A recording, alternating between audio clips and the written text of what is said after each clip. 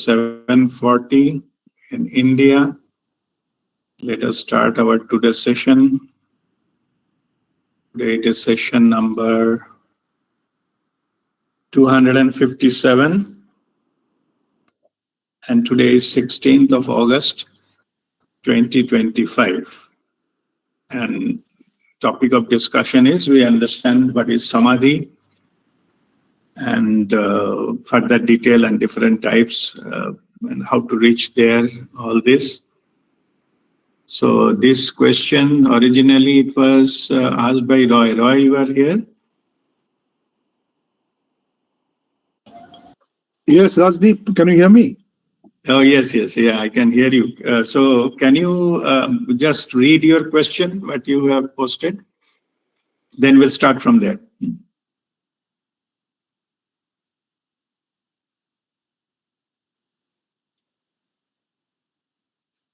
Question ta khuje bar kar chiporti ekkuni. Okay.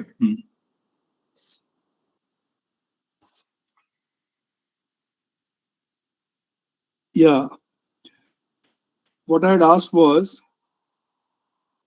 dear Rajdeep Pranam, at your convenience, please let me know what is exactly Nirvikalpa Samadhi and what is Savikalpa Samadhi. Okay, good. So that will explain the definition and then what is the meaning part of it. Then we'll go how to achieve that, because we have time to discuss in detail. So even though you have not asked how to achieve that, we'll yes, take I missed out on that. You're absolutely correct. I should have asked that. No, it's fine. I'm saying that we'll discuss it in this session. Right.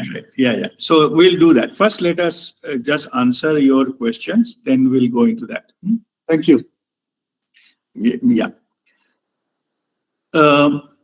Samadhi in spiritual terminology, it is spiritual meaning. I'm not talking literally meaning. Literally meaning I'll come a little later.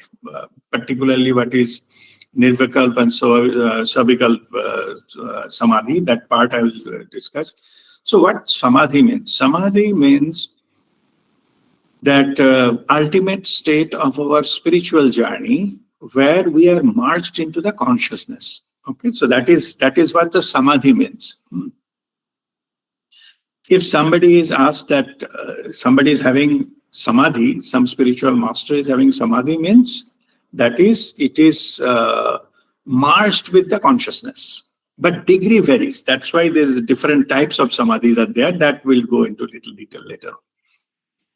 Samadhi means, in the literary term, it is not spiritual. It is not meant when somebody dies and they make some kind of monument on top of it, Samadhi Sthal of Mahatma Gandhi and all. That is not the kind of Samadhi what is meant into the spiritual context. Yeah. Spiritual context, Samadhi means you are one, sama, one with the energy of the consciousness. Like you are ascended all the levels below the body, mind, intellect, and all those kind of things, and you are merged with the consciousness. That's what it means. So Samadhi, what we mentioned here in our the topic of the session, Samadhi, union with consciousness. Yeah. So that is the literal meaning of the Samadhi in spiritual terms. Now let us go into that merging with the consciousness is having a different layers or levels. No? One is Swavikalpa Samadhi and one is Nirvikalpa Samadhi. I'm just, without going into what is the state, I'm just analyzing literally what does that mean. Samadhi, we know that merger with the consciousness, the one with the consciousness, yeah, equal with the consciousness and things like that. So if that is a state, a spiritual state, anyone goes into that state, it's called that person is in Samadhi, means it is completely into the consciousness level, means in other words, it is nothing to do with the physical body and the physical level altogether. It's gone to that dimension. That's what it means. Okay, so one is Savikalpa and one is Nirvikalpa Samadhi. There are two types of samadhi has been normally put into that, and that is vikalp means it is differentiate or alternate. So if vikalp means we have the vikalp, the alternate, another option, and this is a vikalp. So vikalp in the spiritual terminology, you have to understand with duality and non-duality. Okay, so vikalp is this is a Sanskrit word. So here in the spiritual context, it is not mentioned as a differentiate or doubt or two-way and thing like that. What is the literal meaning of that? Vikalpa, when it is used into the spiritual context, vikalpa means duality. Okay, and so swavikalp means with duality. So swavikalp samadhi means merger with the consciousness with duality. I'm just literally explaining spiritual context. Nirvikalp samadhi is merger with the consciousness without duality, or we can say that is called unity consciousness. That is the highest level of the consciousness. Merger with the consciousness is possible, or we often refer to as a oneness. The experience of oneness. It is not the technical understanding or theoretical understanding of oneness. It is not that. Yeah. Even what I am doing now, I'm explaining literally. Those are not samadhi at all. You are just understanding the meaning of the words. But in the spiritual context, those to be experienced firsthand, then it is called your samadhi. If somebody says spiritual terminology, have you understood what is samadhi? Does not mean you literally understood what does that mean. No. It means have you experienced that yourself firsthand? That is called, have you, understood what is samadhi means? Have you gone through the process and experience of samadhi? That's what it means. I hope it is clear. So next question is that from where this duality business and unity business is coming? Why there are two types of samadhi, which is today's question what Roy has asked. So let me go into that then. Here the duality part. It is basically, you can say the one is the consciousness, like that is the I will talk about the different type of consciousness a little later. First, let us understand the different ways we can understand this. Yeah? Some master explain it, the cervical samadhi is when you go into that high state of spiritual awareness level, but thoughts are still there. Some thoughts are floating around. They are not controlling you. You are much beyond that. Like you are taking a flight and there are few clouds are moving below you can see them, it is there, but they are not obstructing or, covering your path or something like that. They are there, but you are traveling much higher. So from those kind of thought perspective, so if thought exists, you are in cervical samadhi. If absolutely no thought is there, complete stillness of mind, like open blue sky, no cloud at all, vast sky you are traveling, then you reach to the state called Nirvikalpa samadhi. Means no thought at all, no even trace of anything. This is one way of understanding. Another way of understanding, if you ask that, little bit of ego, if it is present, that how, then it is called swavikal, and absolutely, when the ego has, it's been removed completely, that is called nirvikal. So what ego does, first thing what I just explained, it injects little bit of thoughts.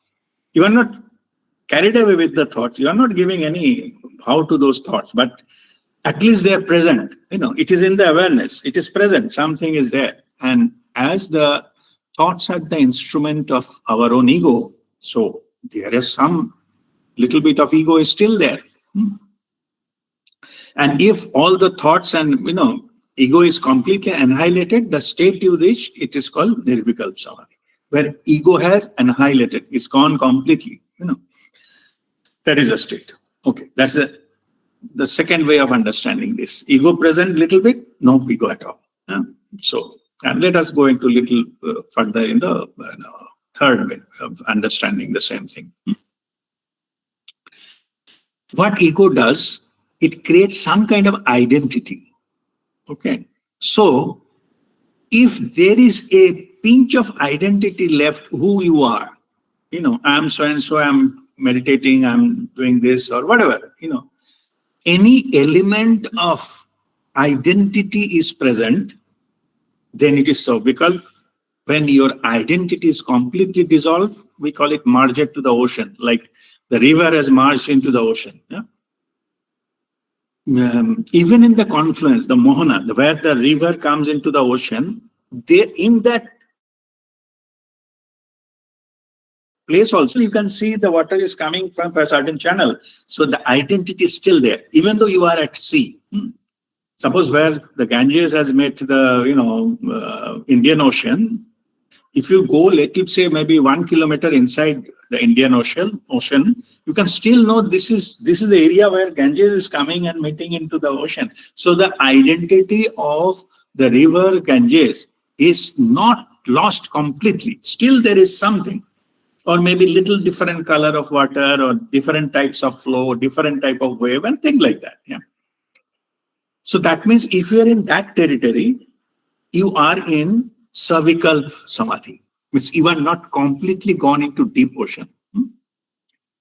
But when the identity is completely lost, maybe you are, say, 200, 300 kilometers inside the Indian Ocean, there is no trace, no symptom, no feature of the river Ganges or its water is present at all. It's not even seen, in the whole, circumference, you cannot see from where it came and where it is and all those kind of things.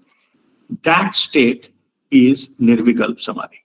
Okay, that is I think, third or fourth type of understanding.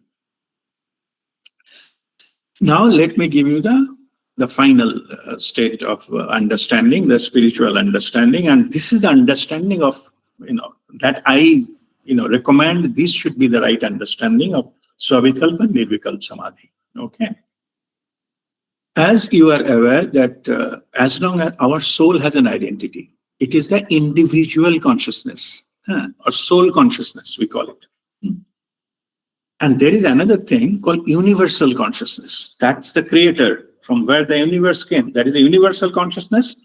The part of it is the individual consciousness or soul consciousness. It is a part of that. Okay. Only difference is the soul consciousness has identity. Each soul has its identity, level, tag, name, whatever you call it. That's why it is different between somebody's soul and my soul, and somebody else's soul is different, because their identities are different. It can be identified from a group. If this is that soul, this is that soul, this is that soul. Yeah. When the identity is lost, we merge completely with the universal consciousness. Then what is it happens? The identity lost. That is, that I just explained the river Ganges going into the ocean, Indian Ocean, that kind of stuff. When it's completely into that universal consciousness, there is no identity left of the individual soul. So, if you experience what was the topic I mentioned today, that Samadhi is the, what is that? Union with consciousness, right? Samadhi. Merger with consciousness. Correct. So here we are talking about two types of consciousness. Yeah. One is soul consciousness, which is individual consciousness, which has an identity. And the other one is universal consciousness, soul consciousness, individual consciousness versus universal consciousness. Yeah. The second one does not have identity. Through your sadhana, if you go to the state, when you go to the complete self-realization, you are experience your Shivatva, like your soul consciousness. That is your highest state. If you go into that union with the consciousness, means consciousness with your soul consciousness, that will be your Savikalpa Samadhi. because identity is still there. Your individual consciousness is still there. It is with the consciousness, no doubt. But what I am saying is the consciousness has a two-part. One is individual, one is universal. If you go to experience the universal consciousness, that merger, that experience is called Nirvikalpa Samadhi. This is the definition, this is the understanding I like you to keep. Others are, you can think it that way, but what understanding is, so what is the difference between Nirvikalpa, Savikalpa and Nirvikalpa Samadhi? First one is a union with your soul consciousness. And second one, Nirvikalpa Samadhi, is union with your union or experience of the merger with your environments, with the universal consciousness. So that is the fundamental difference between these two. Okay.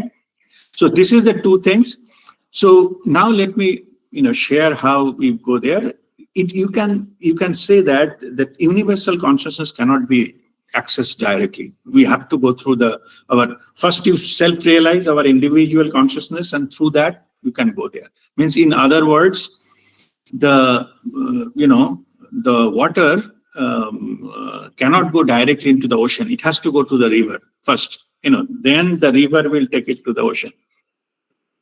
So in that sense, that you can say that as well, so far as spiritual experiences are concerned, we have to first go into the experience of our individual consciousness, soul consciousness. Yeah, that is the first thing we need to experience. Through that experience, we go further when we go into the any kind of the identity drops, duality drops, thought drops, ego drops, and everything. Identification drops, all drop, all kinds of duality drops. And what the state you arrive, it will happen. You are not creating anything. Okay, understand that. You cannot create anything. You cannot construct anything. So that is the state of the realizing the universal consciousness. Yeah. But to go into the universal consciousness, you have to go through your own soul consciousness, because your soul consciousness can further merges into that. Without that, you cannot directly jump into that. Okay, Hariom, I think you have posted one question. What is that? Guruji, now, who is realizing that I am a soul? Which body? We have 7 bodies.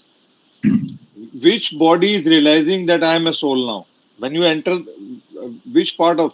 Because is it body? Our soul is beyond body-mind complex. Mind, body, mind, and intellect. Now, who is realizing that I am a soul? As long as the who is there, anything. Okay, there are multiple things can be there. The who, or as long as the witnesser is there, then you are still into the Savikalpa Samadhi, because there is some alternate. Okay. Or I'll come to the 7 body system a little later. First understand that. So if there is anything, who is there to observe? Okay. Observe, or somebody is experiencing, some identity is experiencing. No? Okay. Correct. As long as that is there, you are in Savikalpa Samadhi. Okay. Right. There is something. On the higher level, that is called trio dissolution. I explained earlier what is trio. Means basically the annihilation of ego, or forget about ego, it is still higher level. When the experiencer drops, then awareness becomes aware of itself. There is nothing else. That is the state where you go into the highest level of experience. Here the question who is experiencing does not arise. No one is experiencing. It is awareness is aware of itself. Or you can say the experience is experiencing itself. Okay. Because it's very difficult to put it into the word, that kind of thing. Yeah? Right. Means it is a domain where there is no reference. It is absolute state. Okay, that is the state what is called Nirvikalpa Samadhi. There is no reference, nowhere else it is coming and doing into all those kind of things. I also explained it. From my experience, I experienced it a little. I would just for understanding purposes. Yeah. We work with thought. Thought is much ego level, means much lower state. Suppose you are thoughtless. You've gone into that territory. You are thoughtless now. So Correct. Stillness is a signature of the samadhi. Means you are with union of the consciousness, because mind has gone, like thoughts gone. When you go to that level, what you don't have thoughts, but you have experiences. When you see the light, deities are coming and all. Even at the time of enlightenment, I told you that no thought does not mean no experience. A beautiful experience. Okay. Only thing is there is no judgmental mind, there is no analysis, there is no thought, there is no second guess, nothing. No mind activity. You are just experiencing that way, no thought. If you hold it for 45 minutes, that is the day of your enlightenment. Yeah. You remember? That is the type of thing. Right. 45 minutes, yeah. I remember. Okay. So in that, if you now bring that into today's context, yeah, that is actually Savikalpa Samadhi. Okay. Because experiences are there. There is experiences, no thought. You've gone into the state where completely with the consciousness, yes, soul level. But experiences are there. At certain point of time, even the experiences stop happening. That is Nirvikalpa Samadhi. Absolutely no content. Even the experiences, they stop. It is much above the thought level. I'm not talking about, no thought. No thought has gone long back. Otherwise, we could not have come to that. So in the state of enlightenment where not only your own experiences, those also stop having, you go to the highest level of state. And that is Nirvikalpa Samadhi. Okay. So as long as something is there, some reference is there, some content is there, then you are in Savikalpa Samadhi. There is certain kind of duality exists. There is something else also exists. You are not the only one. When you realize I am that, soham, self-experience, I am experience, or whatever, there are many names given, oneness experience, those having nothing else. There is nothing to compare, nothing to see, nothing to analyze. Absolutely. It is just a pure I consciousness. That is the highest level of experience we can have. That is the Nirvikalpa Samadhi. So till such time, Guruji, one is saying, like, when you become thoughtless, there is somebody who's saying, I've become thoughtless, or somebody is experiencing that he's become thoughtless. The experiencer is still there. Correct. But when you have gone thoughtless and you have forgotten your identity also, that is Nirvikalpa Samadhi.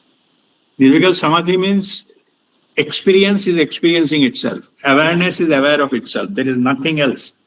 Okay. Content does not matter. Yeah. So I think somebody was, I think, discussing with somebody in personal, I think, one-to-one discussion, the goal of spirituality. Goal of spirituality, actually nothingness. Okay. It's very difficult to understand that. By the way, discussion came where I think one session or two sessions back, I was explaining that you need to undergo the process. During the journey, you get enlightened. It is not that enlightenment is the target or final goal. So it is in the process. When it will happen, nobody knows. Correct. Like it is a caterpillar to butterfly. You have to go through the process. Certain point of time, it will happen. So it is not a goal of where the butterfly will go and where it will roam. That's not the goal. The journey from caterpillar is the butterfly is the process, and that everybody, all of us need to undergo. There is no goal here. So to understand that, I bring another analogy. Okay. Spiritual journey, no, it is a spiritual journey. Goal, if you're talking about the goal, then what is the goal of life? What is the final destination of life? Is the final destination life is death? Absolutely not. If you are looking for a goal in the spiritual domain that you need certain somewhere, some place or some domain, it is your final goal. It is like you are saying the ultimate goal of life is death. It is not. Life is about what you experiencing on the way. That experience will end at the death. But this experience you call life. Spiritual journey is like that. There's no end, no goal, no terminal. It's very difficult for understand from the three-dimensional reality. We're always talking about the goal setting and achieving and things like that. Yeah? It is called path of pathlessness. Same here. Nirvikalpa Samadhi means there is nothing there. It is like a death at the end of life. But that is not the goal. The experience collection in the whole process is the thing what is needed. Not the goal. That's what I'm saying. Purpose of life is not death. Death will happen in one moment. But your life flows, the energy flows, the goal of experience is that there. So that is the type of thing we do. The Nirvikalpa Samadhi is like that. That's ultimate, but that is not the whole goal. The way you reach there, the experience you gathered to go up to that level, that is the experience that will be there with your consciousness. That is what we are here for. Okay. Nirupam, I think you also posted something. What is that? Yeah, this is regarding the no experience due to Nirvikalpa Samadhi. So no experience, does it mean that the feeling of bliss will be there? No? That will Yes. Yeah. That is what I was asking. No, that's a good question. Let me clarify. No experience, I mean no content. No content. Okay, like seeing a light or seeing, somebody is coming, master is blessing, or I am traveling through a tunnel or expanding my body and flying. Those contents are not there. It is called kinchit chalata, vibrating silence, that you go into that. It's not dumb silence. That is the highest state of self-realization. In fact, that is the highest state of universal consciousness that we merge into. Okay. By the way, Hariom, will that answer your question, or you have something? Guruji, one more thing. Now, so at many places is defined as choiceless awareness. Now, when does awareness become choiceless? Means when it is without content? Choiceless awareness? Yes. Awareness means awareness is infinite or without form or without any specific purpose or experience. Then it becomes choiceless? It's a very interesting point. It's not choiceless. We call it, just understand, I need to go into explain it to detail as the question came. We need to go into objective neutrality. Correct. I'm giving you another term. Not choiceless. Okay. We need to go to objective neutrality. Okay. Now let me explain how we go there, objective neutrality. Because those nothingness, they reside at objective neutrality. There is no such thing which explain it this way or that way. It is a neutral. Zero means, or neutral means that there is no plus minus. Yeah. That's why I'm saying zero. I'm not talking about the number zero. So what happens is that now I'm explaining how to reach there, objective neutrality. Objective neutrality is needed to have the highest level of spiritual experience. Through that, Savikapa Samadhi and finally Nirvikalpa Samadhi, you need to be in the objective neutrality. That objective neutrality, we gone through the life experiences.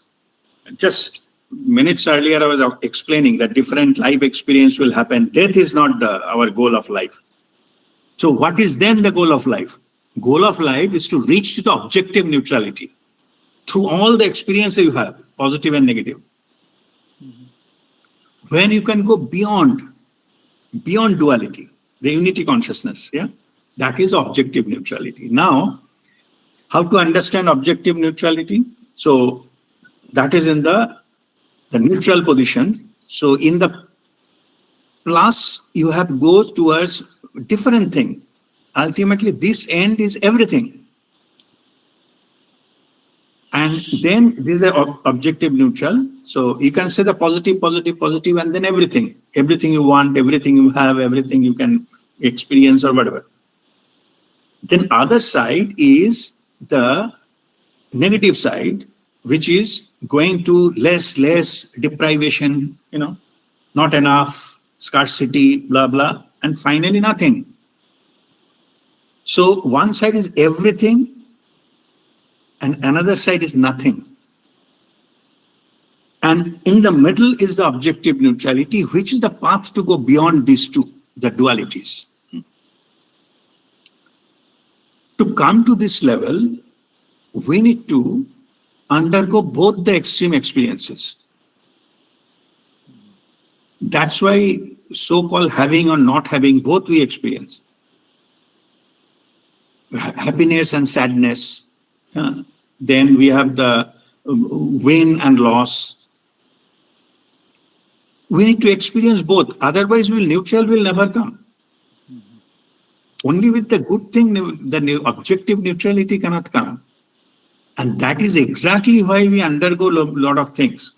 Why soul chooses to have positive experience, understandable. It is a happy, state. But why the negative? To have the both, to have the objective neutrality. Like if you have the experience, unless until you have the complete experience of night, you will not realize what the day is. If you have the, unless until you undergo some disease, you cannot have what is health is. Yeah, that is soul's experience. Ultimately, it comes to the objective neutrality so that it passes through. So in spiritual terminology, so it is also given to that as a light and dark, light forces, dark forces, love and fear, all to come to this, both experience we have to come to the level of objective neutrality. So our goal of life is how to go beyond, achieve objective neutrality. And there are other things that the question is, now let me a little bit divert here as objective neutrality has come. Many people are saying that to understand how soul operates, say currently suppose you are undergoing a particular issue in your life. Suppose you have the monetary issue, the money related issues. So how to deal with it? That from the life experience point of view. So what we need to do is we have to sit down and contemplate on this. In my life, when I faced the similar situations. Because it's uncertain. Because we don't have all the information what will happen in future, right? So currently I'm having some issue. What 3 issues can happen? Like in the monetary or health oriented or relationship oriented. So what one need to focus, I'm diverting from the topic, but better to understand what objective neutrality, how we can be there. Right. So now we need to go in our life. Definitely this issue has come before. It cannot happen only one issue we face in the whole life. Definitely we have faced this kind of issues here. Suppose, as I mentioned, as for example, you have having financial issues. So now you have to sit down and say, when I faced financial issues, maybe 5 years back, 10 years back, 20 years back, similar, not exactly same, but similar issue I faced. When you do your own soul scanning, you bring all the facts of the past. Now I'm going how to go into this objective neutrality, how to go there. You are fearing because there is uncertain. You are fearing what will happen to me, how I can survive. And this is the issue. And that is why you cannot progress. So if you go back, that 5, 10, 20 years back, and then you analyze what happened that time. At present, what you are facing, the idea is at present, what you are facing, you don't have what is going to happen in future, you don't have the data. But what you had experienced earlier, you do have all the data. So after that, suppose it happened, you find out, say maybe, 8 years back, you faced similar situation. And you come out of that by 7 years from earlier than, means within 1 year, you came out of that. That's why you reach to the present state. Yeah. As you have the trajectory of your own life, your own experiences, you get the clue how to deal with your present case. And most of the time what happens, not only one, you said the multiple times you have faced this issue in your life. And every time you came out, otherwise how you exist now into another set of issues. Yeah. This gives you, when you study all those things on your own, I'm not saying all of them you win. I'm not saying that, but you do have the experience. But how that phase was over in your life, most likely it has happened multiple times. When you come to that level, then you ascend this level where you don't fear with your future at all. I have done it 5 times, 7 times before. Maybe this time something different way will happen, but I will be through. This is about your intellectual level understanding how to go to the neutrality.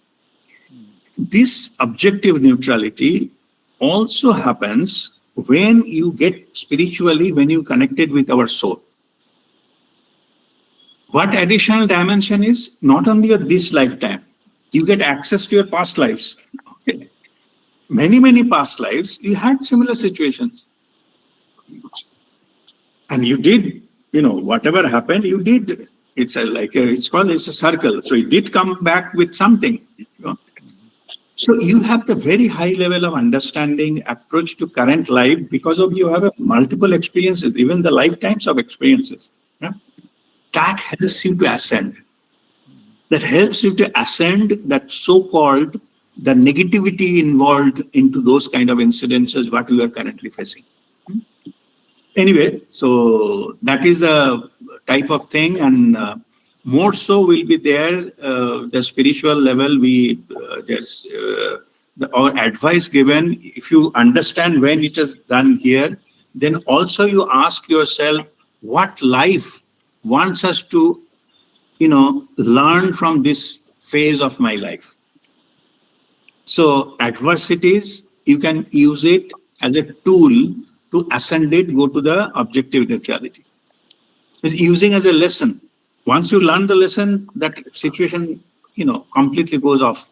It no longer exists because it served its purpose. So spiritual people, they don't get, carried away with the problem. They address it, face the truth right away. And that is the way you to ascend that particular level. Okay? I think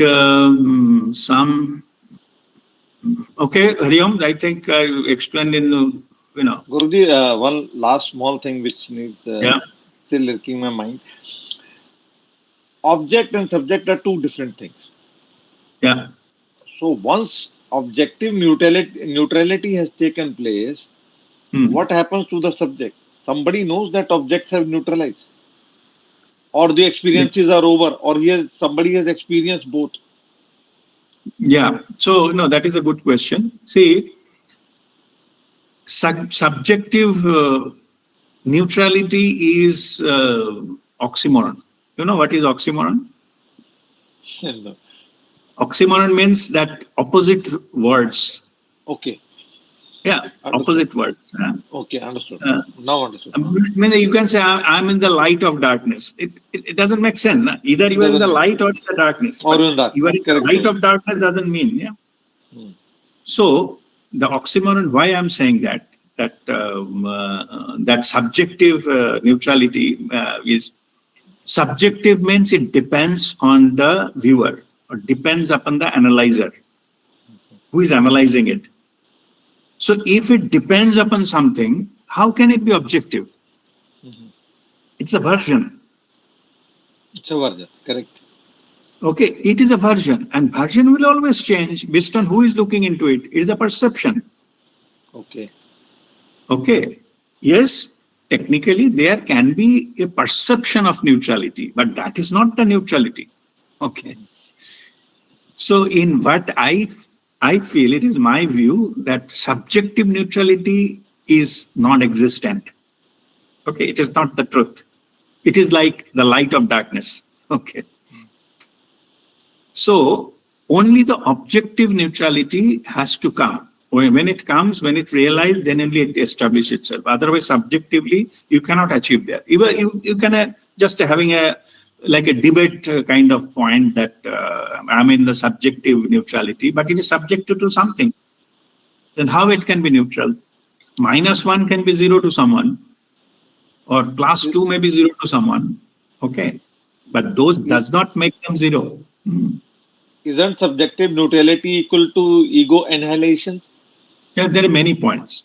Who is analyzing? We have to go into that case by case basis. But that thing is basically subjective, means it will reference to something. Right. That is not the thing we are saying. That will be always there.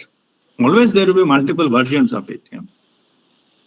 Right, Guruji. Thank you so much. So for the objective neutrality, not subjective. Yeah? Understood. Okay. Thank you so much. I think, God bless you. Some other question, I think, who posted? I cannot see the chat here. Is any other comment? I believe somebody has commented.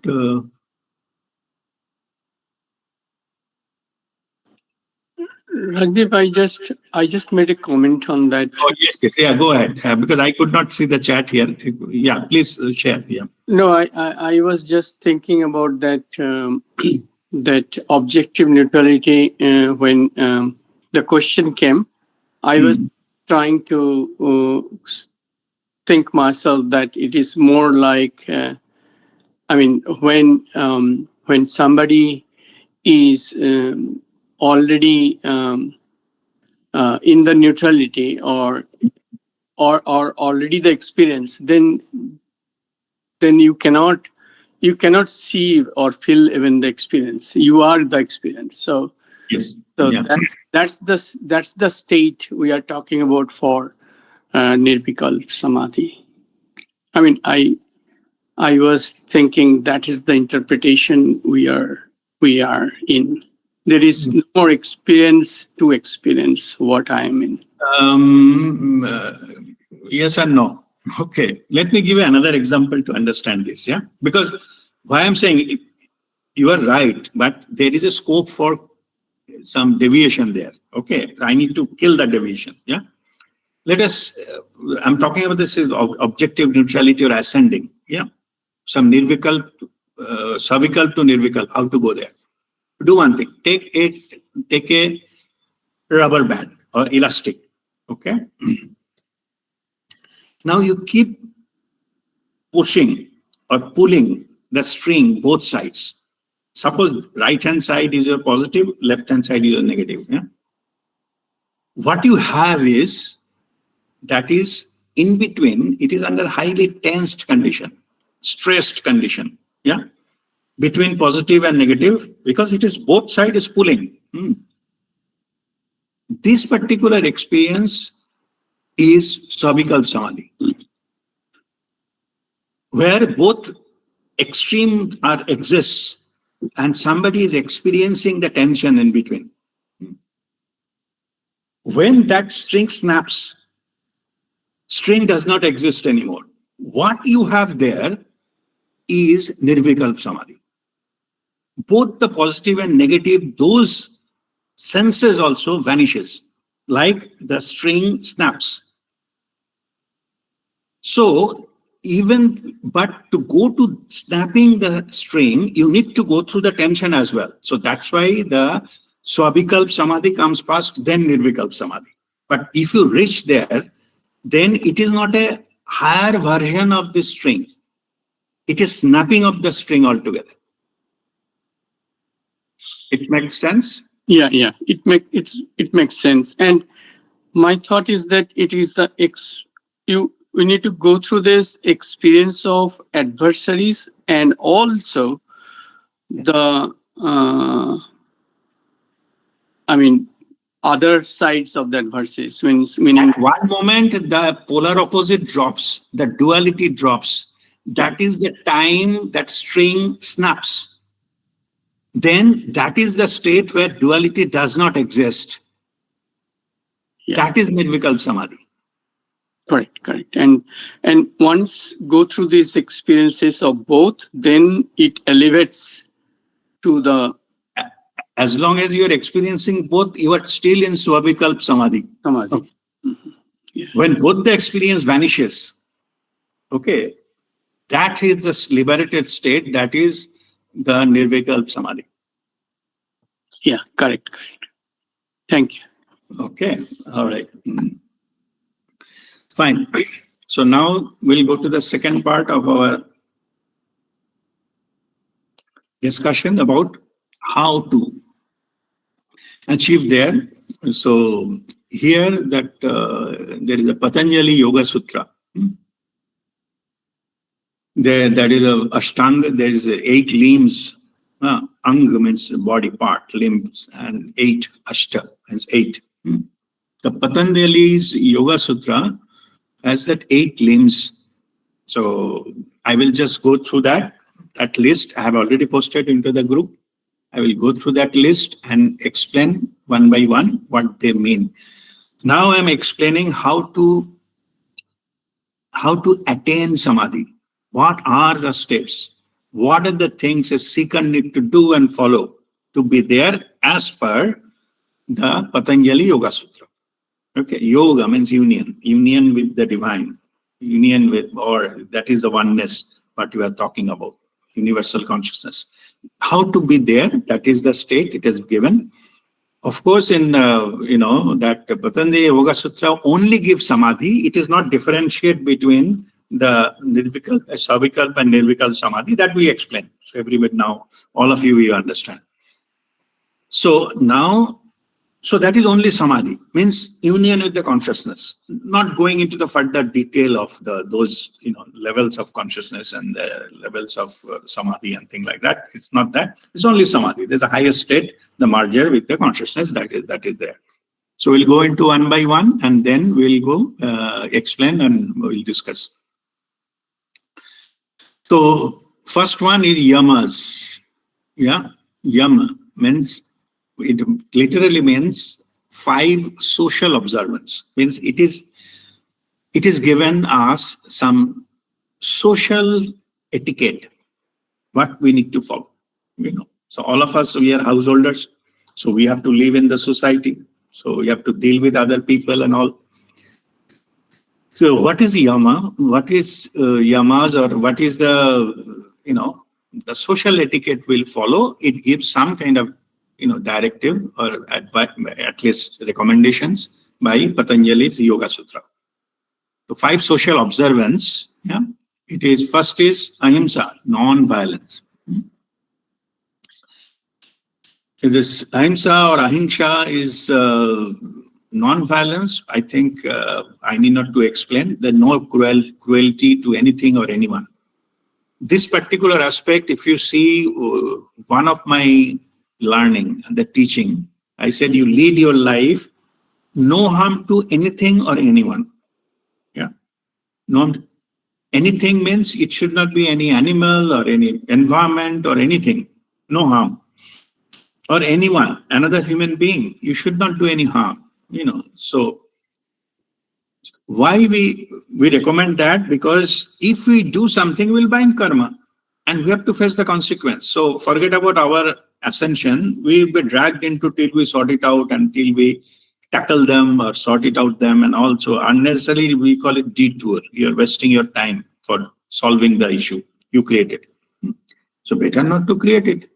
So that is where it is, and that principle is actually ahimsa.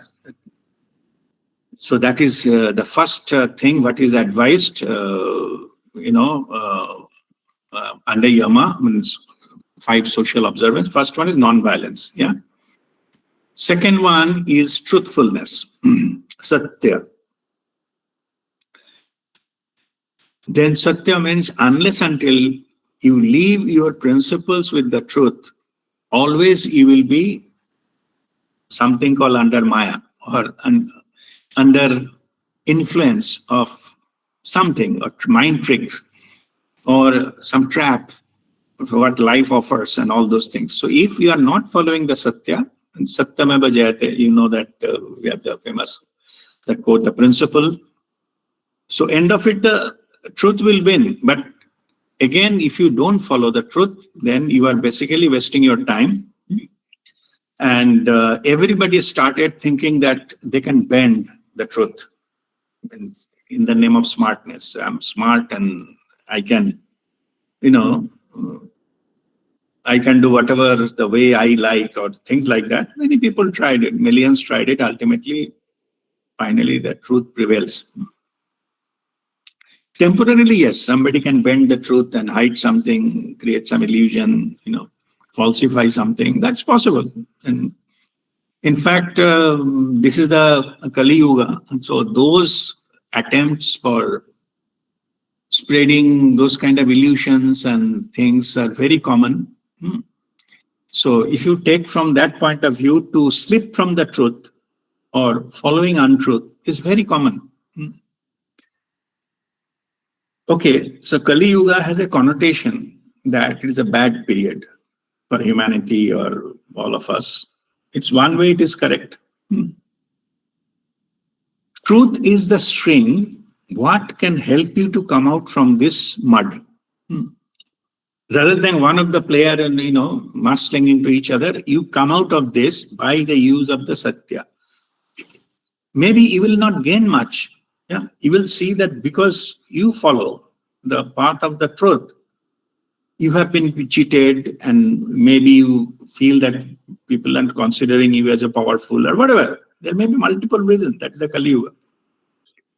So if you look at it from that point of view, that it is not a very winning formula to feel the truthfulness, follow the truthfulness.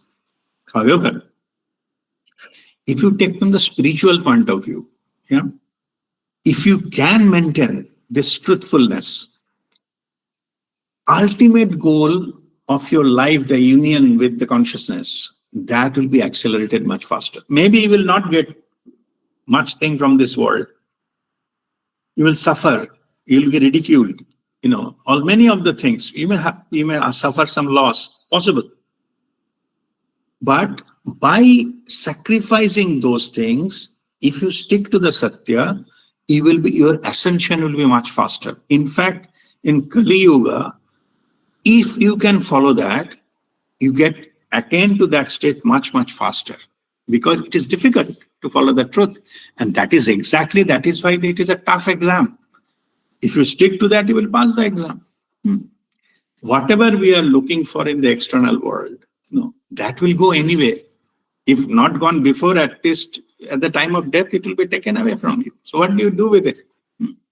It will be taken away. No matter who you are, most powerful person in the world, most richest person in the world, having most of the properties, doesn't matter. One point of time, what you will take it with you is how you performed during this period. That is karma. So in one way we call it that karma is your spiritual bank balance. So if you follow the satya, if you follow the truth, you will go, when you have to leave the body sometime, leave the world, leave everything, you can carry with spiritual bank balance much, much higher level, and that will help you to go further journey. Not only stuck to that or come back again and again and again to meet what wrong I have done. So again, you have to do that corrections. For that, you need multiple lifetimes, and that is exactly the people are creating. Anyway, so as per Patanjali Yoga Sutra, it is given. Second is truthfulness. Follow the truth as a choice, not as a compulsion. It is not saying that if you don't follow the truth, then you will be punished. No, no one is punishing you. Thing is, in this world, no one is punishing you, no one is rewarding you either. It is you who have to decide what is your ultimate priority. If the priority is amassing wealth by hook or crook, do it till your death. Yeah. But if you use that rather than complaining about everything, all the injustices and negativity on bad thing happening, we can use it to our own spiritual growth. And that is ultimate. When we end our life, it will be huge credit will go, that will stay with us. Yeah. So that is what it is recommending. The observance is, if you follow by choice the truthfulness, you will ascend this mud. Next is asteya. Asteya means non-stealing. So don't steal anything from anyone which is not yours. Better not to steal from somewhere something. Very easy. Brahmacharya. So it is written here, but let me tell you, brahmacharya means there are two aspects of it. We are not saying here it is not meant a lifelong brahmacharya. It is for householders like us. It is basically recommending follow the recommended version of life. Yeah. Like 4 stages of life. Brahmacharya, Gahrastha, Banprastha, and Sannyas. Yeah. So it is not recommended that all along the life you do sannyas.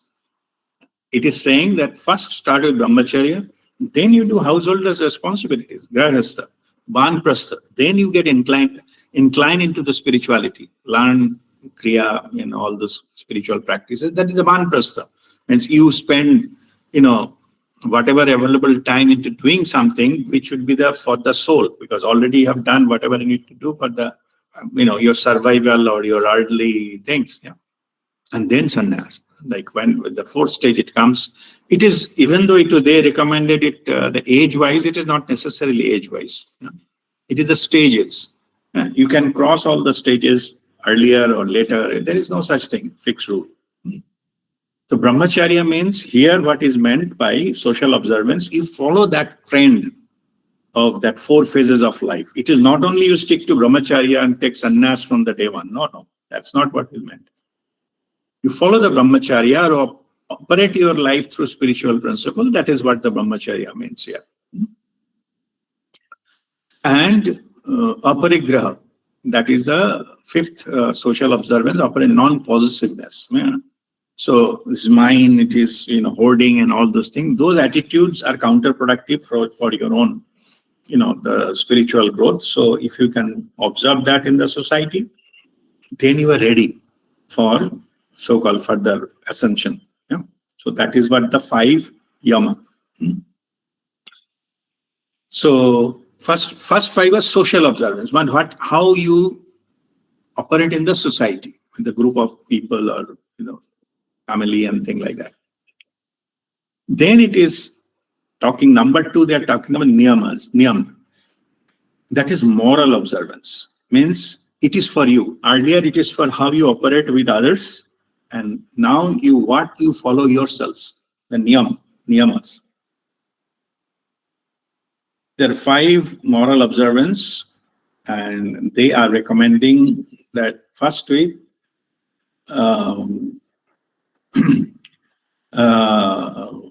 saucha, purity, like it is the purity of, basically purity of many things, mind, body, intellect.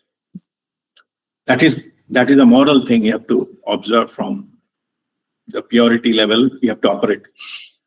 Second niyam is santosha, contentment. Yeah.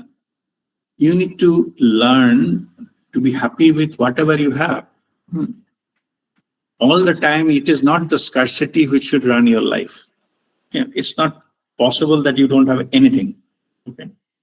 All glasses half full, half empty. So basically they are saying that you try to be content of whatever you have. Appreciate that the half of the glass which is full. So that is about that is what is meant by this santosha, the contentment. Then what else? They are saying tapas, self-discipline. So you have to operate your life with a self-discipline. If there is no self, because nobody else, it is only between your own stuff. So nobody else will, take the disciplinary action or apply discipline into your life unless until you allow. Means it is only that is the self-discipline. So you have to whatever discipline you have to follow, what serves your ultimate good. So discipline, life leading without discipline, discipline is just like they call it is a ship without rudder. It doesn't know where it is going. It can go in random directions. Self-discipline is that rudder, which at least, lead you, put all your energies to go into the one direction. What is the direction of your life purpose, goal, whatever you say. So that is what, for that you need discipline. And also you have the limited time in a day. We have only 24 hours. If you're not disciplined enough, then we'll be wasting a lot of our time. And our time is limited because day has a 24 hours and our life has a certain years. Yeah. So we cannot have the unlimited level of time to trial and error, correct many things and all. So how to manage life is through discipline. We have to know our priorities and then also, do our discipline, follow the disciplined way.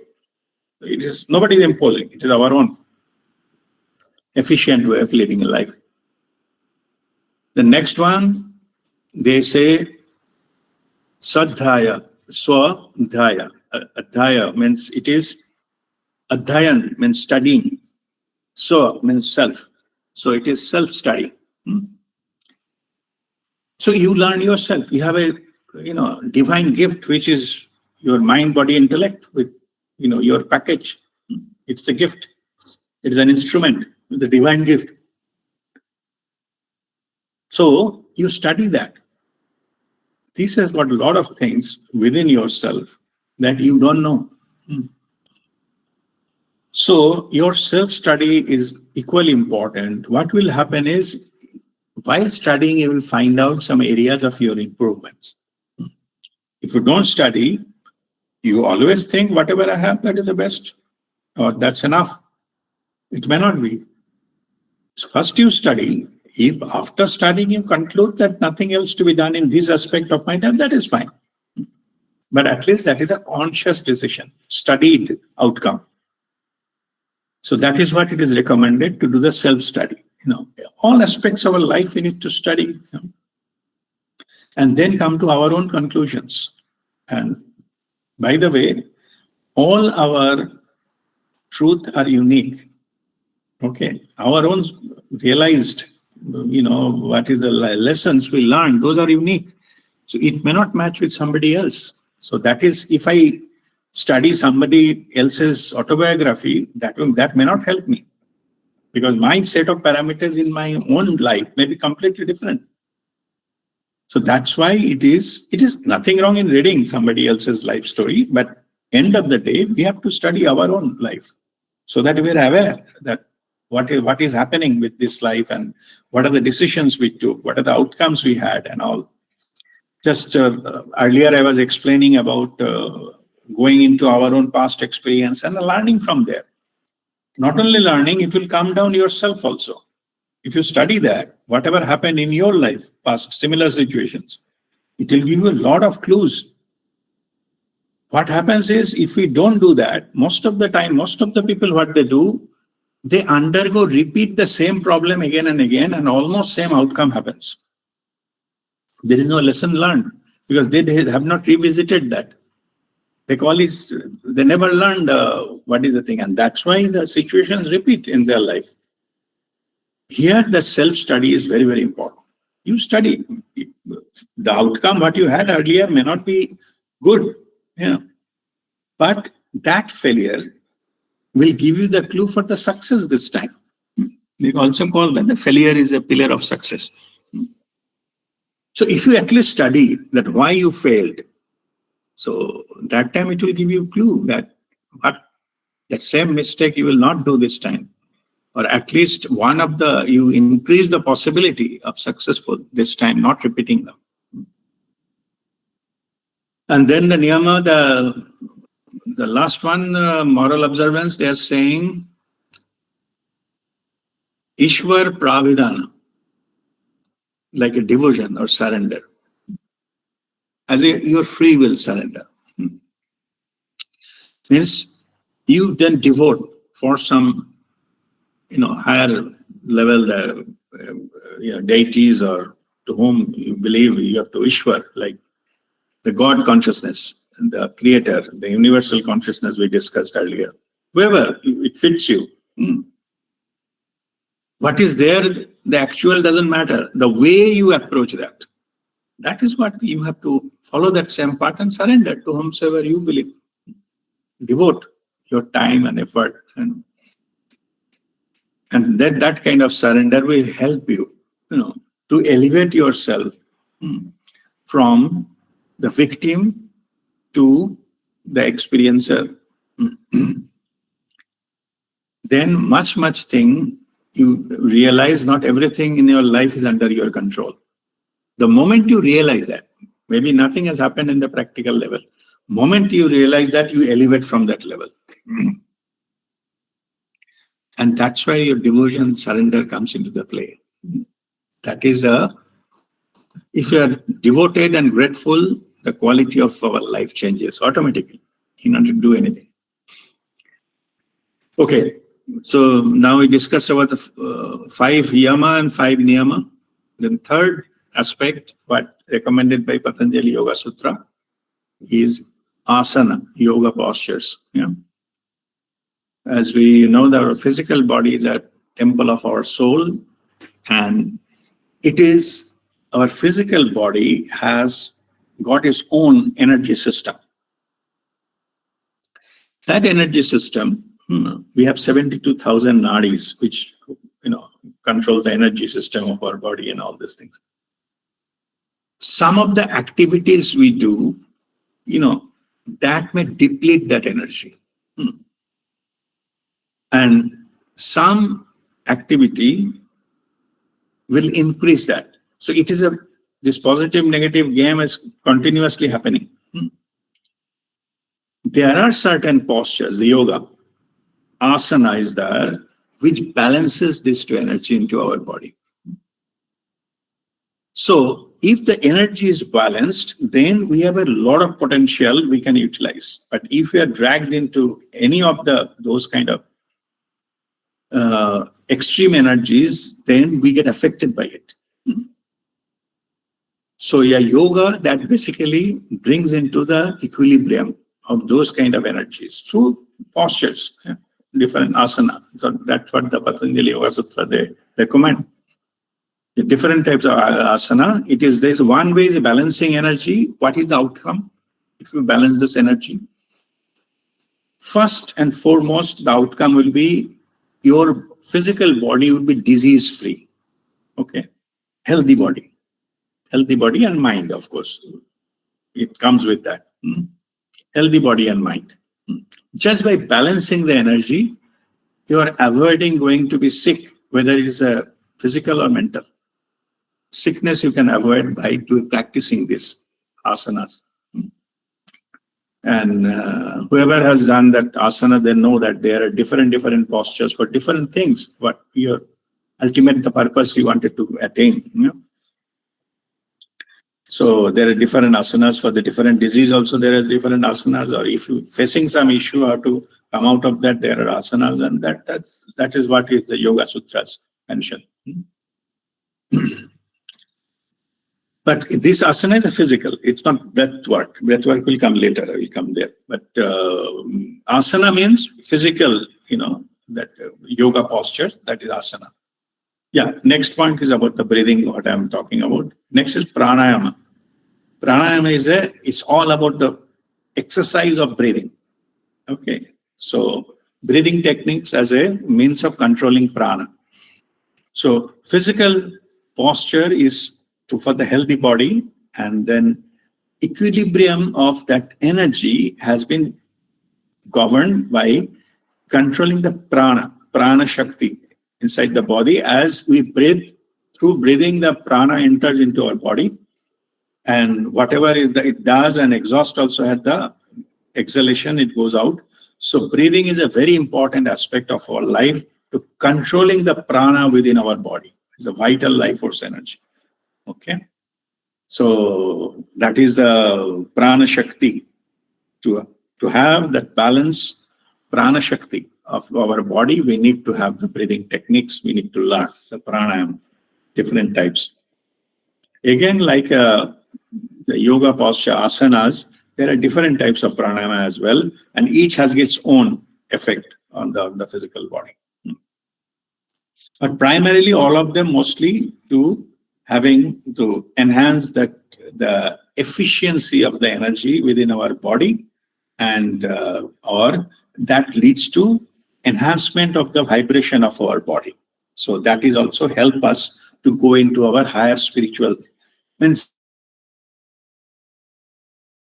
it helps us into a spiritual journey through this asana pranayama helps us to enhance the energy into the available in the body, not to utilize to firefight and do some problem here and there. So you go by healthy body, healthy mind, and that energy helps you to attain the higher level of vibrations, and then it will be that will be helpful for the spiritual journey. Next, fifth one is pratyahara, withdrawal of the senses. So withdrawal of the senses means that it is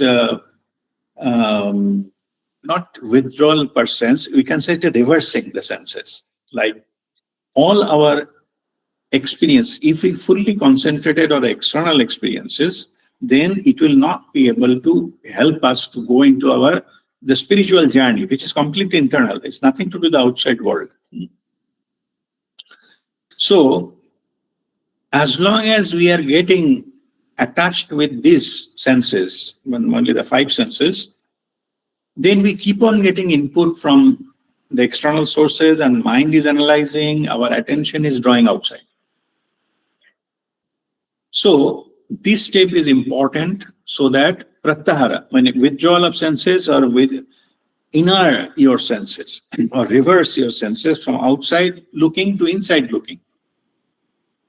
This process is important so that we don't allow any energy wastage through these external things, and better to that create some kind of shield around us so that we go inner side, and that technique to creating the shield is actually the pratyahara, withdrawal of senses, what is mentioned here. Once it is coming inner side, so the external distractions will not affect any further. Then comes dharana, the concentration. Your mind has, like it's called monkey mind. It's a different something here, something there. Keep on doing.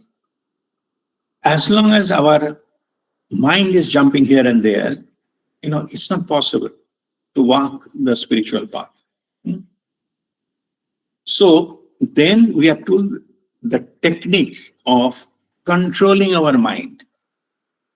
It's called dharana. Is a concentration. We are concentrating it in one place, focusing.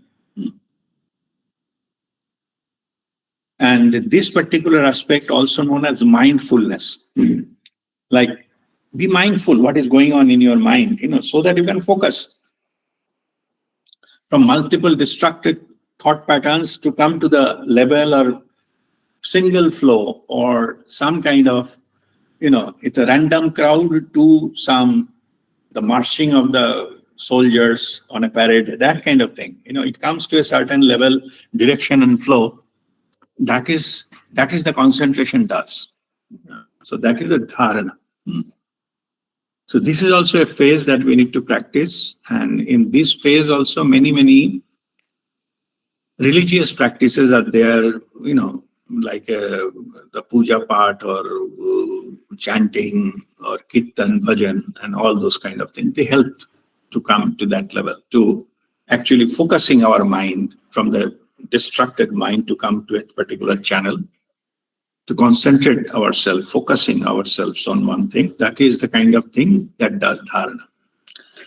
That is the number 6 step in the 8 steps of Patanjali Yoga Sutra. Next is dhyana, 7th one, meditation. What is meditation? Meditation is, what is the difference between dharana and dhyana? First one is a concentration. Like there are multiple ways distracted mind bringing to some channel, as I was mentioning, military parrot kind of thing. Come to a certain flow, certain sequence, certain speed, and one direction rather than random. That is the dharana. But meditation is from this steady flow going to zero, going to no mind, no thought, going to no thought zone. That's what we practice. Even if you ask me what is our sadhana means, sadhana is not there here in the one of the list. I will say that it is only to practice how to make your mind thought free. That is your sadhana. You can use different techniques. You can use different types of spiritual practices or kriyas. You have used the different techniques, how to meditate. Yeah. All of those are basically putting you into your sadhana, means how to make your multiple thoughts in your mind to zero thought in your mind. That's all. If you reach to the state whether at your will, on your own will and your own chosen time, you can switch off your mind, make it zero at your will, then that is the time you completed the purpose of the meditation. Your dhyan, whatever supposed to learn, is complete. That is 7th, and 8th is samadhi. 8th is that we also said that if you can put your mind into no thought for continuously 45 minutes, 45 minutes sure guaranteed. And there is some different versions. It's at 40 minutes, 42 minutes, 43 minutes, 39 minutes written in Raja Yoga and Raj Yoga and book Swami Vivekananda. All are correct. But if you go into the 45 level, for sure, the God spot opens. And that you have the experience of your consciousness. So you will have the complete experience of the consciousness into that state. And that is the experience of oneness, enlightenment. Yeah, that is called samadhi, which is today's topic. And further detail of the samadhi, different level of samadhi, we already explained earlier. But here the mentioning is enlightenment or bliss, that is correct. Basically, it is the connection with your soul, that you are in 100% connected with your soul, soul consciousness. So, and through soul consciousness, the universal consciousness. So that is the state of samadhi, that is the enlightened state or blissful state. And that is the last stage, which is written here, the samadhi. So that is what, these are the steps. So I just quickly just mention all the 8 steps one by one. Yama, the 5 social observance. Then niyama, the 5 moral observance. Then asana, the yoga postures. Then pranayama, the breathing techniques. Pratyahara, withdrawal of senses. Dharana, that is a concentration or contemplation. Then dhyana, the meditation. And samadhi, that is the enlightenment or the blissful state. Arriving at the blissful state, that is the spiritual attainment that is possible on the human body. So, with this, we'll conclude our today's session. And let me save the attendance and I will answer the questions.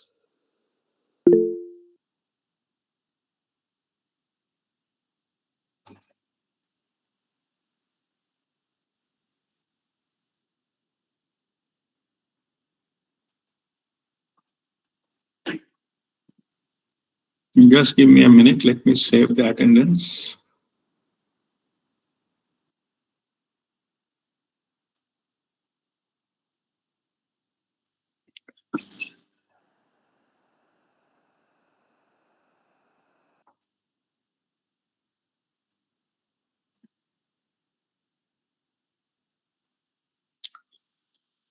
All right. So there are some questions, raised hand. Okay. Roy, go ahead.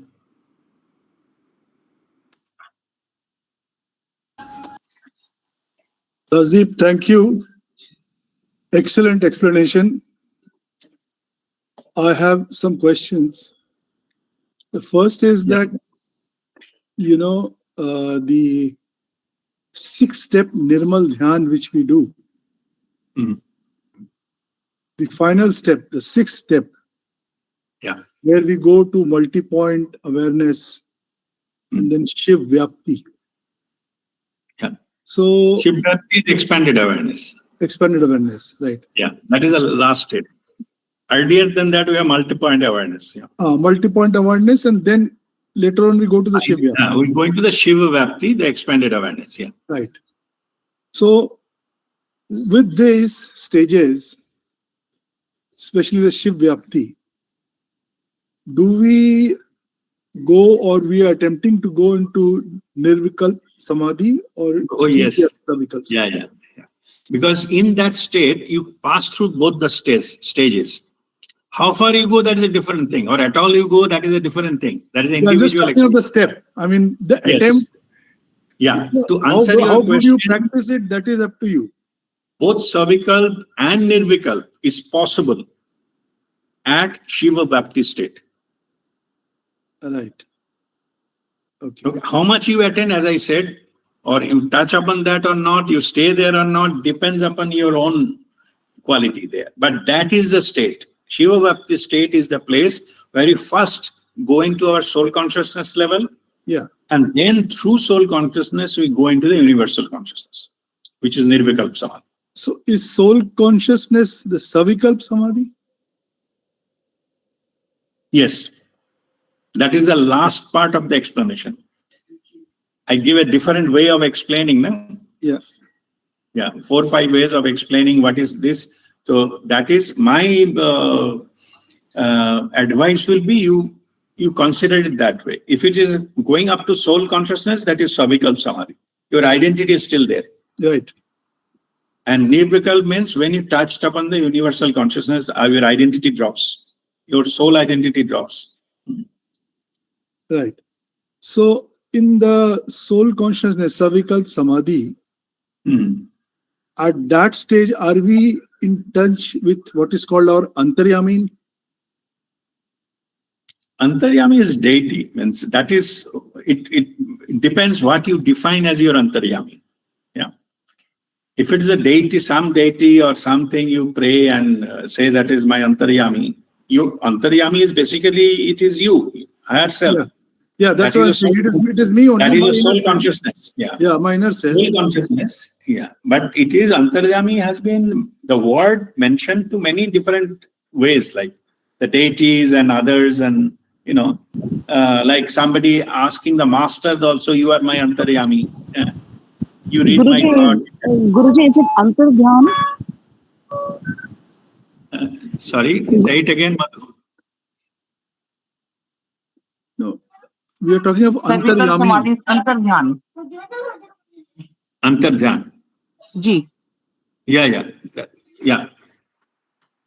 That is also referred to as that, but word may be different, and sometimes different words like enlightenment, moksha, and all, they are interchangeably used. So that's why I explained what is the symptoms of that.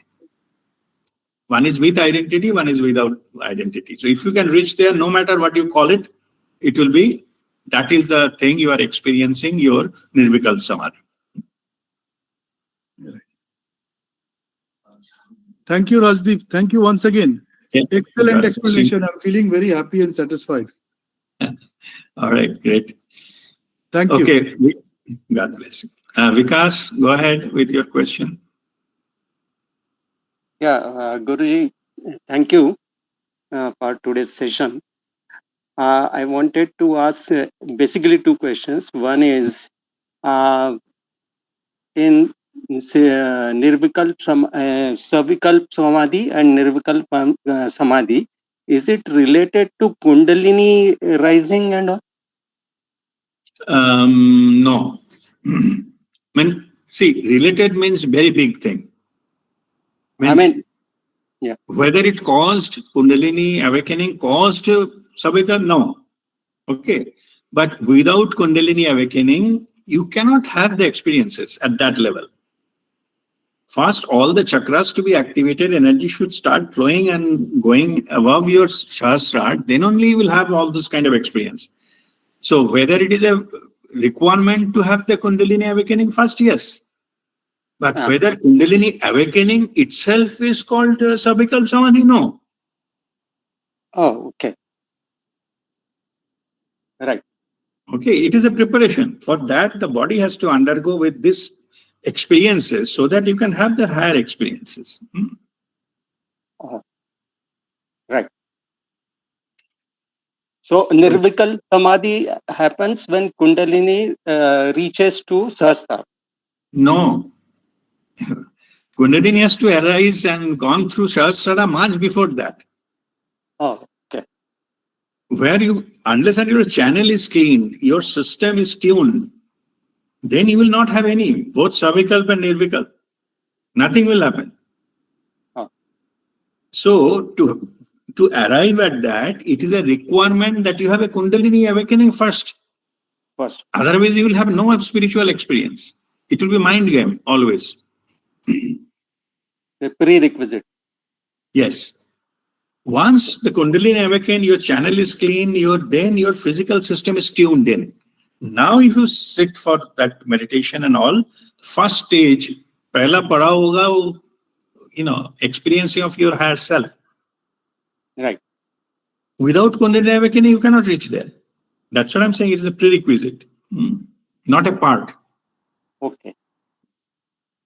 And my second question is, the difference between Savikalp and, as you explained, Savikalp and Nirvikalp. So whether, is it like that in Savikalp Samadhi, you can come back to life, and in Nirvikalp Samadhi, then there is no coming back. I mean, you are merged with universal consciousness. Means yes and no. Okay, let me explain this thing. Yeah. From both the stages, you can come back. Savikalpa definitely you can come back, and Nirvikalpa also you can come back. Okay, it's a temporary phase. Nirvikalpa also you can come. You experience the oneness, and then you come back again. Come down. It's a choice. You can come down. But what you are mentioning is you heard somewhere that somebody has gone into Samadhi and left their body. Yes. That is called Mahasamadhi. Okay. Mahasamadhi means you are permanently gone to that state. You are not coming back anytime. You are permanently settled into the highest level of consciousness. You are not coming back. There is no use for your body and mind anymore. That is called Mahasamadhi. From Mahasamadhi, people don't come back. Right. Okay, that's why they call it equivalent of leaving the body. But they leave the body consciously. Okay. One-way ticket, gone into the Mahasamadhi, means gone into the universal consciousness.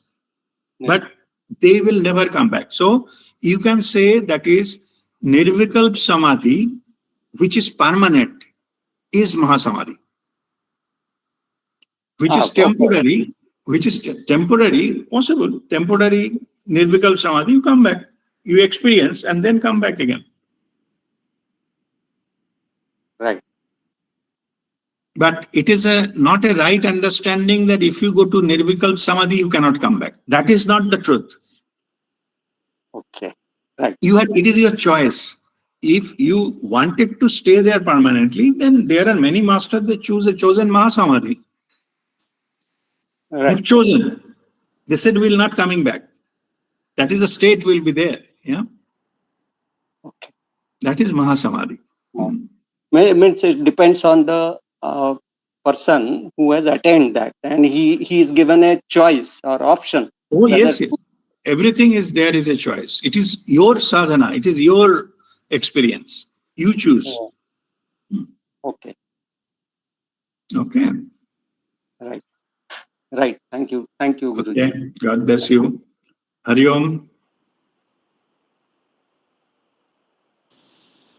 Guruji, Patanjali Yoga Sutra also defines Kriya Yoga, which is part of the Niyam only, as tapas, svadhyaya, ishvarapranidhana, iti Kriya Yoga.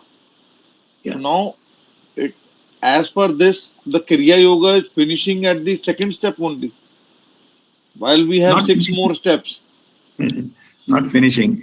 See, Kriya means spiritual practice. It is your definition which makes it whether it is limited to there or there. Kriya means all along, full. Okay. Starting anything spiritual direction is called Kriya. Correct. Okay.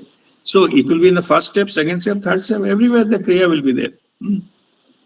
But in the final step, it is not there. Let me give you another aspect. I'm just diverting that. Oh, by the way, that answer your question, or should I go What I into was other? asking was, Guruji, Kriya Yoga, what I understood was that doing some Kriya and then getting into meditation. And then during Yes, meditation, that's we how realize we practice. that That's is how how we we practice. practice. But here in Patanjali Yoga Sutra, this was defined as tapas, svadhyaya, ishvarapranidhana only, which is finishing, as of now, it appears to be finishing at the second step itself. So, Yeah. and Okay. second thing is, second aspect, one more thing. Now, Kriya means doing something. And Yeah. at the Kriya end, means spiritual practices in us. Yeah. Hanji. And then in the end, we have to get into being state. So we are moving from doing to being. Is that is what we are doing in 6 steps? That's correct. That is the spiritual practice. From the physical level to soul level, that transition. Journey from head to heart, whatever way you explain it, that is Kriya. Okay. Okay. Which makes you, what I am saying, the Kriya can come in the multiple level. It is a misunderstanding that it will stop at second level or third level. It is not. It will continue. It is mentioned there. It does not mean that it is exclusively stopped there. It is not that. That's what I am explaining it to you. Yes, it is mentioned in the Patanjali Yoga Sutra in a particular part, but that does not mean it stops there. That is one way of looking at it. Another way of looking at it, all the 8 things, these are all mixed bag. All the time they will be there. All 8 of them. Only percentage will vary depending upon which level of spiritual attainment you have. If you talk level means what level? Level means level of your awareness. If you're not spiritually that much aware, more focus will be on the Niyama and Yama Niyama level. Correct. Slowly awareness grows, you go into the higher and higher. It does not mean Yama Niyama will vanish. No. Okay. That will be there. That will, in addition to that, you are settled in that and go for next higher levels and all those kind of things. See, that's why they call it a Ashtanga, 8 pillars. They are not saying the steps. Understood. It is not first step, second step. So that means even if you are at the 7th step, in 7th stage, 7th, second will also be there because they are Ashtanga, 8 pillars. And exactly that's what I'm explaining. These are mixed bag. All of them will be always there. Only percentage will vary. Based upon the which area, which is the focus in your life at that particular point of time. Understood, Guruji. Like while doing asana also, one will require dharana, focused approach in doing that particular Exactly. asana. Correct. While doing pranayama also, we need that particular mindfulness. Yes. Otherwise, that pranayama one cannot do. Right. So clear now. Thank you, Guruji. Okay. Wonderful. All right. Thank you so much. Now we have a little bit of time. I will, discuss of some other point.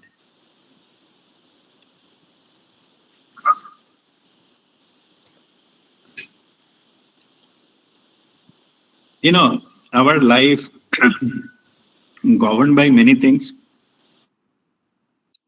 The experience of life, what we explained there. So that is one aspect. Then we have the study of our life and what will happen, astrology and all those things that is there. We have something effect of karma that is there. We call it destiny. It is all there. So there are so many things. How we can see that? Or also we say that is something called, if you do the spiritual practice, your burden will be less. Then Babaji's gift of karmakshalan is there.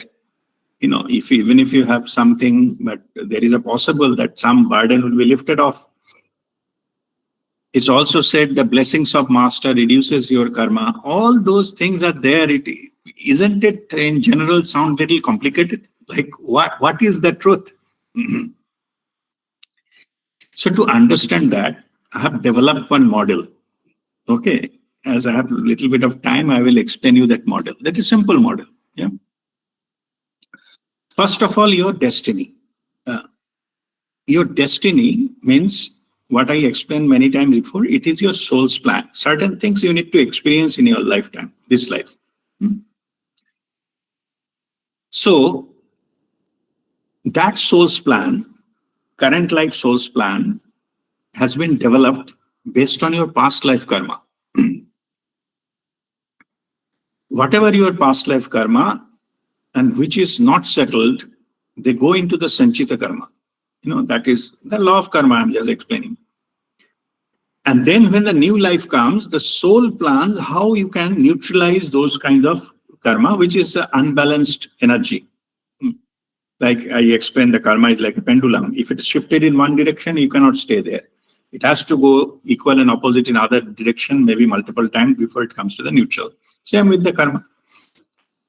So that means which makes the fate or soul's plan or destiny is our past life karma or past karma, whatever we at the time of birth we have chosen, that becomes soul's plan, that becomes destiny, and it has to happen. Now, first part, there is 3-point understanding about the life. First one, I will say it is karma. First K, karma. Which karma? What karma we did in the past lives, that karma becomes sanchita karma, and in this life it will be prarabdha karma. When it will be prarabdha karma, it will show its effect, karma phal. It will give, and that is the thing we have to face the consequences that governs our life, isn't it? So when you go into some astrology, planetary positions and other things, what the information you get there, the probability of something happening based on the planetary position at the time of your birth and current planetary position. Based on that, it can predict. That is also much ancient science of that astrology, particularly Vedic astrology, which can tell you which part of your life what may happen.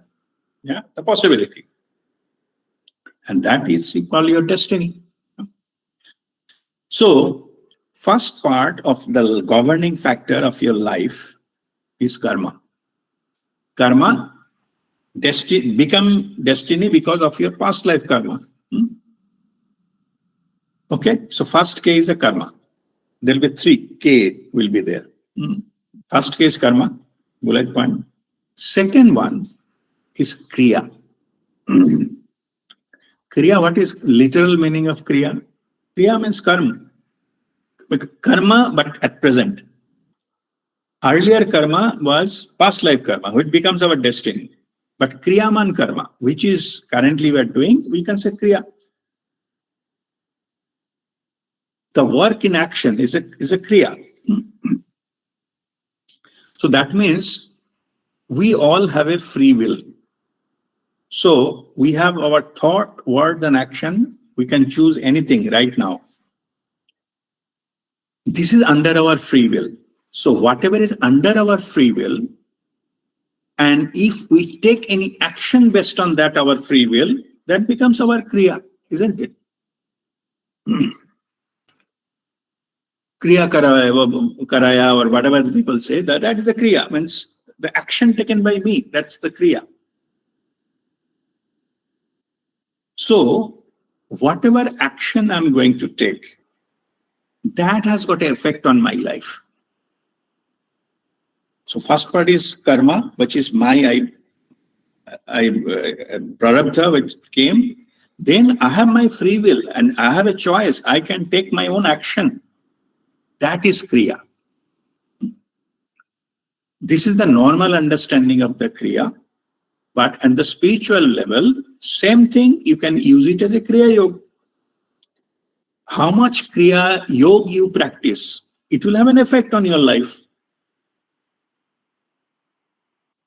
So, even though you have some karma, you have some destiny, but with your own effort, with your free will, your own current time, the action, you can change the effect. And it is in the Sanskrit, it is called purusharth. Like whatever your own action, your intent right now. Okay. If you don't take any action, you will be fully governed by the destiny. It will run the show. But if you do take some action, that will change. That will change your life. How it will change your own life? Which parameters of your life will be changed? Then I call it will take 3 V. V first is the velocity, variety, and vastness. Anything happening in your life. Suppose you're traveling from one place to another. So you have a free will. Through free will, what you can change, you will be reaching there. You can change the velocity. Rather than walking, you may choose to take a cycle. Then you will be reaching faster. Then you may be choosing a car. You can be much faster. And then you may choose to, like a helicopter, you will be much, much faster than the car. So by your free will, you can change the velocity. First V. Then variety. You may be going into one particular place, but through your free will, what's the hurry going there? I will sit down and take one place and have some cup of tea, and then we chit chat with somebody, then go to another place and we see the local attractions there, then come back, start the journey again. Then maybe I like one garden, I'll sit down there for half an hour and all. You take your own time and you're going. So, but in the process, in the journey from going one place to another place, you added many other things into it. That is called variety. It is not necessarily you have to go to rudimentary, like directly close your eyes and things and run. No, not necessarily. You choose to add different flavors in it, different varieties in it, that you have a free will. So first V was velocity, next is variety. Then is the fastness, like how you experience at the destination. Suppose you are visiting another city. So you reach there, check into the hotel, you are not sleeping whole day into that. So that will be your one level of experiencing into the city. Then again into that city, you may go out from the hotel and maybe there is some market visit there, there is some, meet with different people, eat some local food and have some few,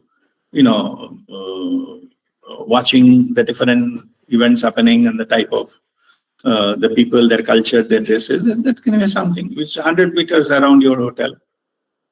Or you can have a card and you can travel multiple tourist destinations of that. So that is one way. So your experience of that place will be much, much more than sleeping at the hotel and 100-meter radius, one walk, and then by the car you're visiting multiple point of interest of the city. Then you chosen not only going to that particular tourist attraction, suppose it is a museum, you visited one museum in that city. Not only you visited and take few selfies and come, you just go there and see what else the objects are in the city, that museum. And there is a history written there of that particular history of that city maybe. What are the type of things used 500, 1000, 2000 years back? Those are kept there. So you study them. Find out the history of that, and there is a catalog, you study and find out and maybe ask the whoever is a museum, the people that we know further detail about it and things like that. Yeah. So you have done pretty good research on whatever the objects are shown there, their history, and you gain a lot of knowledge. So if you see, after you reaching to the destination, sleeping at the hotel whole day, and roaming around and studying in full detail, that changes your, this is your free will. You reach the destination, but how much you gathered there, that is called vastness. So velocity, variety, and the vastness. Okay? These three parameters you can change by your free will, and that is why this kriya is involved there. By your free will, whatever action you like to take, based on which your experience will be and based on which the outcome will be. Okay? So we have now two parameters we have spoken so far. One is kriya, or yes, no, not kriya, sorry, karma, past karma, which becomes the present life destiny. Now the kriya, current action in this life you are taking, based on which the outcome will be different, as I explained. Yeah, three things, three V's. Now, most of the people, their life experience stops here, these two aspects, karma and kriya. Because that is under their, first one is not under their control, but based on the kriya, they can do certain elements. Yeah. Third one, which makes all the difference. This is the completely spiritual path, because first two was your destiny and the present life circumstances and the external events. Third one is your internal thing, and this aspect is completely spiritual in nature, and I call it a kripa, to be specific, guru kripa. Bliss, the spiritual blessings. If you have that, then it supersedes all previous ones, like your karma and kriya. It supersedes. And then you have the divine bliss or the master's blessings. They got the healing and all this kind of a karma kshalana are possible. Many other things possible. Yeah. Your life could be miraculously changed. So if you have the third aspect, which is kripa, divine grace, then your life completely changed, the outcome. So now, you see the percentage, 1/3 of each. First one, if you're fully dependent of your destiny, then that 33% will become 100% of your experience in life. You will be fully governed by your, the destiny and those can be, predicted by your astrological things. Yeah, soul's plan.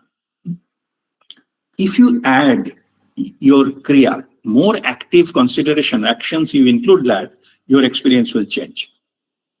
So if you have then the destiny, which is your past karma, plus your present life actions, then these two parameters will govern the outcome of your life. Basically, the more you take action, that much better your life will be. Yeah. So they takes about this kind of thing. Will still with this level, the possibility wise, you attend 2/3 of possibility of the life can offer. Because this is only, karma and kriya. If the kripa part you attain through the spiritual things, whoever practicing spirituality, they are not fools. Yeah? They get there. They take this into that, that from the 67%, they can reach up to 100% with the divine grace. Many things, the karma can be lifted or obstacles can be removed, your understanding can grow and all those things. You can experience the bliss. You can experience 100% of life if that third element comes into your play. And of course, it depends upon how intensely it is affected in your, in your life, that gives your life experiences. So now this is about the karma, kriya, and kripa. These 3K decides the quality of your life. And that makes the life the 100%. If anyone, this third element missing means it potential is only that. And if the only first, the destiny is there, karma is there, last two not there, then it will be just 1/3 of the potential of a life will be experienced. All right. So with this, we'll conclude our session today. So, and already there is time. So without further question, etc., we'll go into our Shanti part for peace and harmony and loving relationships in our life, and then conclude our session. Oh.